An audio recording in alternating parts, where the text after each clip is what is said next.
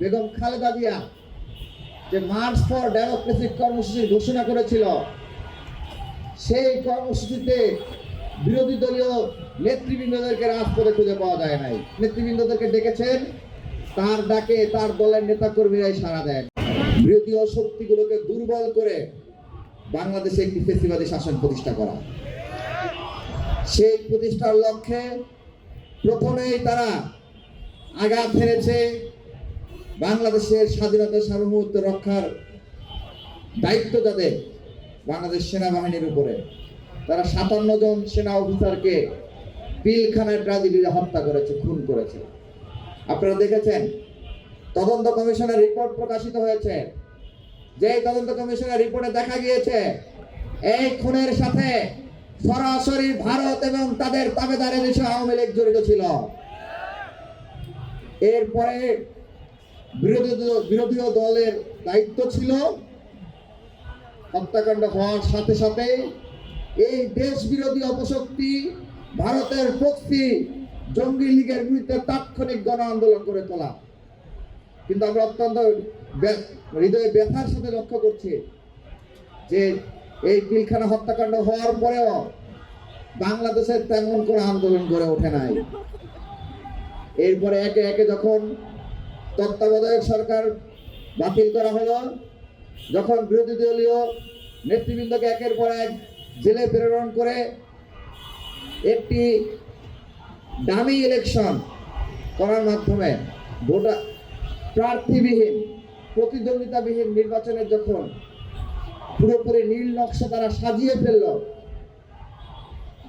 তখন অন্ততপক্ষে দায়িত্ব ছিল বিএনপি, জামাত এবং অন্যান্য যে সকল দল ছিল তারা সর্বাত্মকভাবে ঐক্যবদ্ধভাবে একটি আন্দোলন করবে।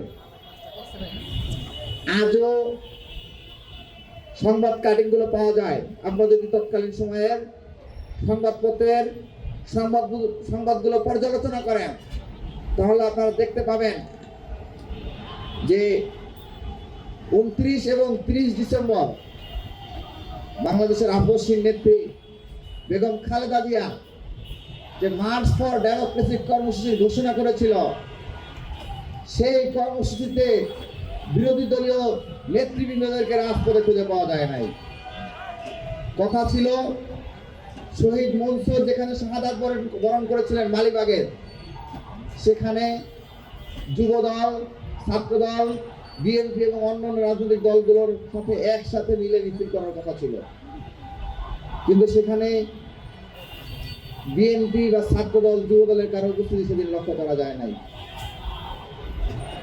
শেষ পর্যন্ত বাধ্য হয়ে ছাত্র শিবির ঢাকা মহানগর উত্তর এককভাবে যে মিছিল করেছিল বাংলাদেশের গণতন্ত্রের পুনরুদ্ধার করার জন্য, সেই মিছিলে বুক চিতিয়ে পুলিশের বুলেটের সামনে বুক বরণ করেছিলেন।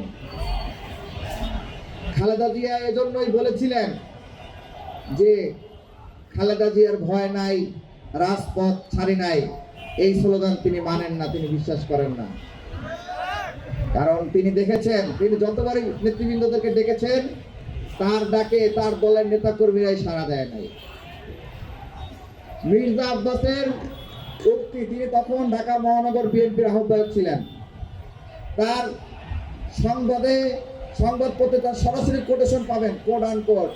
তিনি বলেছিলেন তিনি সেদিন রাজপথে নামতে না পেরে তিনি লজ্জিত অনুভব করছেন। এটাই প্রমাণ করে যে তারা কর্মসূচি ঘোষণা করে সেটি বাস্তবায়ন করার ক্ষেত্রে এবং বাংলাদেশকে ফ্যাসিবাদ মুক্ত করার ক্ষেত্রে সে সময় যে পদক্ষেপ নেওয়ার কথা ছিল, তারা জীবনের মায়া করে তারা সেদিন রাজপথে নামতে পারেন নাই। আমাদের সেই মার্চ ফর ডেমোক্রেসি কর্মসূচি যদি সেদিন সফল হতো,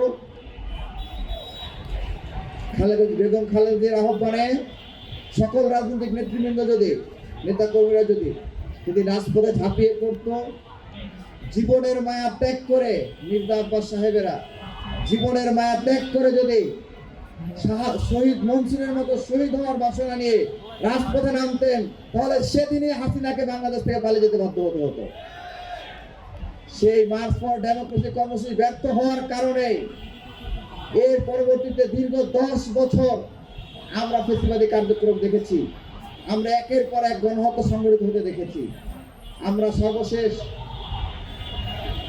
24-এর এক সাগর রক্তের বিনিময়ে প্রায় 2 সহস্রাধিক শহীদের রক্তের বিনিময়ে আমরা যে নতুন বাংলাদেশ পেয়েছি, সেই বাংলাদেশে